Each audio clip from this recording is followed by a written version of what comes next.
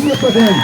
آفرین به چاپاندازا و رهبرا محترم انجینر شبیر احمد، رئیس عبدالبصیر، رئیس عبدالعلی و رئیس فرهاد اسماعیل زاده که امروز میزبانی میکنه و کاروانسرای محمد جان، همه بزرگا رئیس مولا حیدر حیدری، شخصیت‌های برجسته امروز تیم رونق میکنن، تشویق میکنن تیم عقاب و تیم لاجورد است.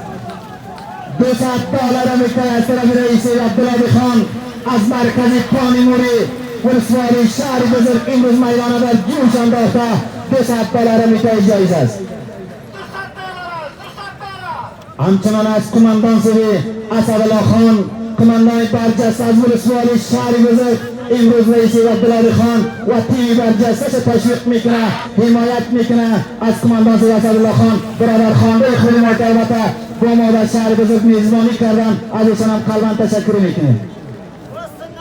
همچنان از انجینر شبیر احمد هم تشویق میکنه، کماندان سوی اسدالله قلبا سپاسگزاری میکنیم. سنت مختار، سنت لایزر، یک نمره بیرقی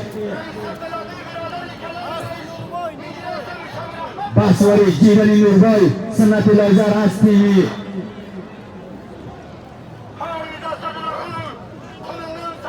سنت لایزر بنفع تیمی خواب یک امتیاز نمره بیرق کمایی نمود.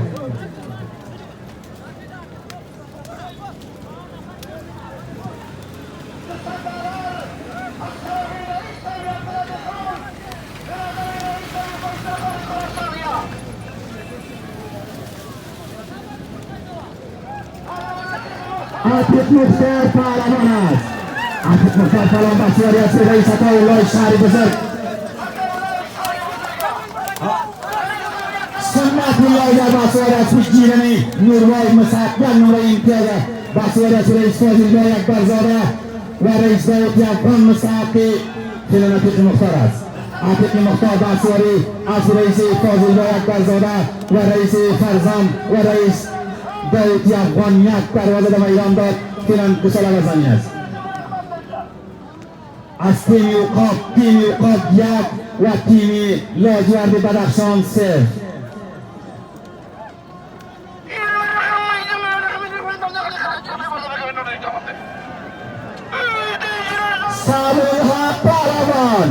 صدرالله پهلوان از پای تیزبالی امیر شاولی خان مدافع، ببینید که امتیاز میگیرن.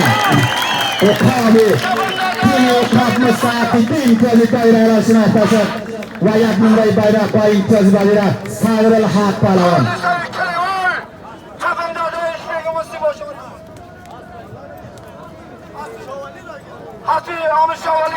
بسواری از پای تیزبال و توده شکنی آمیر صف $200 میکنه از طرف رئیس عبدالعزیز به همت غروبی رئیس عبدالعلی خان که امروز میدان رقابتی ما را از طرف انجینر شبیر احمد هم قلبا سپاسگزاری میکنیم. نوردن این گساله را از میدان نوردن. همچنان $100 میکنیم از طرف انجینر شبیر احمد.